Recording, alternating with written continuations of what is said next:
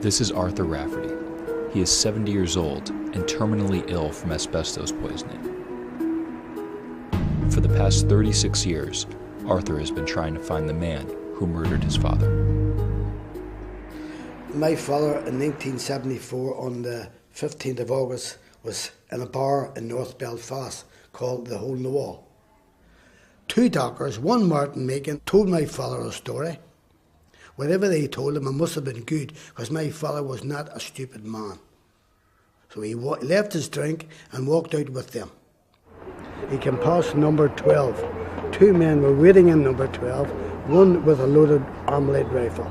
They came out of the house. The father knew there was something wrong, and he ran, and they chased after the father, shot him 12 times, and the father lay here.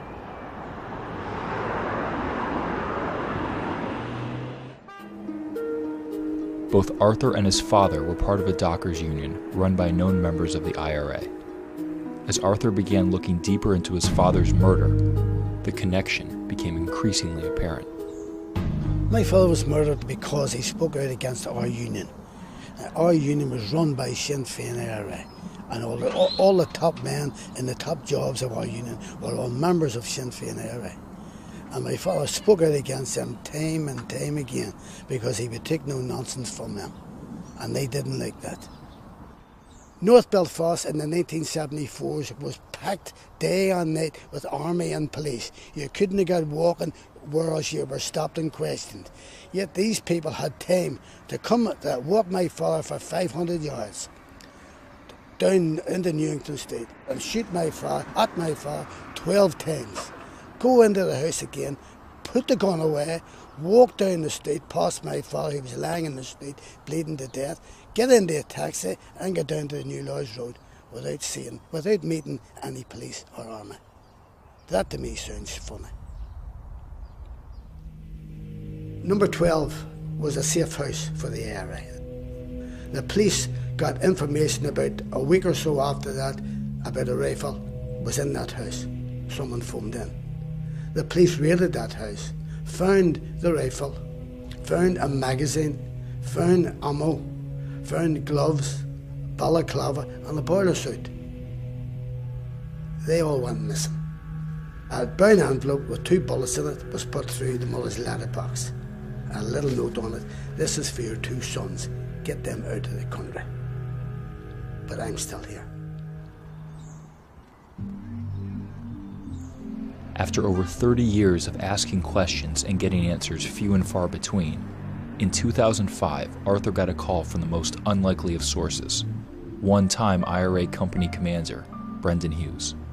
Brendan Hughes phoned me out of the blue. I never met the man in my life. He's told me he wanted to meet me, he read my story in the paper, and he wanted to speak about the father's murder. Well, I had 2 minds about going there because I was going right into the heart of the Lower Falls, which was run by these people. Plus, he lived in a big high-rise flats. There was only one door in and one door out, the same door. But I made my mind up to go after all. I'd been fighting this case for a long time. I went up and I spoke to the man. He shook hands with me. I explained who I was. He told me who he was. We went in, we had a cup of tea. And then he started to tell me. He told me exactly what happened, as I've told you. Well, I believe him, because after all, the boss of the IRA is on television day and daily saying he was never in the IRA. At least this man came out and told me the truth. And I believe he told me the truth because he knew he was dying, the man, and he wanted to ease his conscience. The truth that Rafferty heard was that his father was shot by Freddie Scappaticci, the head of the IRA's punishment squad. In 2003, Scappaticci was revealed to be a high-level agent for British intelligence, solidifying Rafferty's claims of a cover-up. Since, Scappaticci has fled the country. Scappaticci has signed an affidavit that his solicitor holds that if anything ever happens to him, he's to release that. Many a person he's put to death with the knowledge of the RUC. And if he fell, the whole of Stormont would fall. It's as simple as that. Well, the police and the HCT and the ombudsman and the other corrupt people up in Stormont may be hating this fellow Scappaticci in London.